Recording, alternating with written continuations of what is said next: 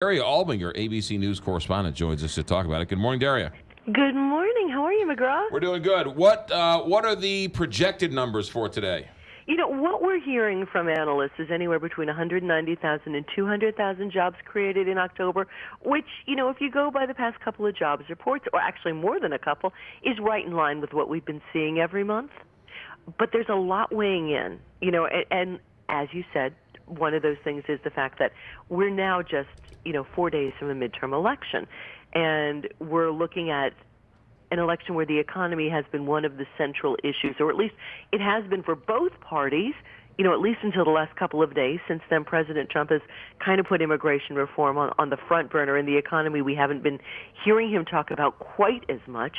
But both parties say they're the ones that have the answers to keep the economy on solid footing. So we'll have to see if that weighs in at all to today's numbers. But another thing to look at is how the recent hurricanes have affected the job market, because generally after a major storm like Florence or Michael, you see a drop in job creation because, quite honestly, a lot of jobs are wiped off the map in those areas.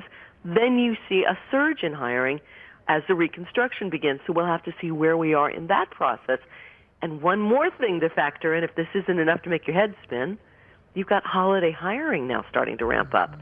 So a lot of things will be weighed in on this job report. Unemployment numbers are at historic lows. Daria, where are these holiday shoppers going to come from? They don't exist anywhere. No, everybody has 2 or 3 jobs, right? Everyone who wants to have a job has a job.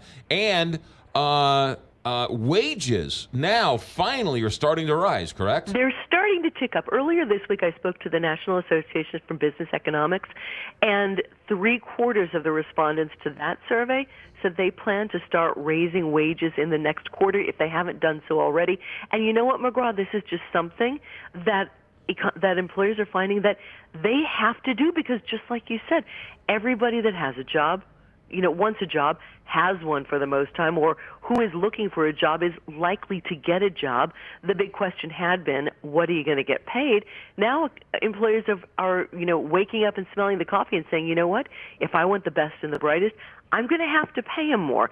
So that, I think, is a given. The question is, how much more are they going to pay them? And just as the wages are starting to rise, they start to take the punch bowl away by raising interest rates. Absolutely. But again, remember, the only reason we see interest rates going up, at least this is what the Fed tells us, and maybe I drank the Kool-Aid on this one, I don't know, but they say the reason that interest rates go up is because the economy is going so good.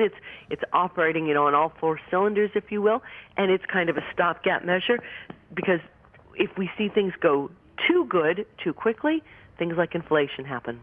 All right, so 190,000 to 200,000 jobs created in the month of October.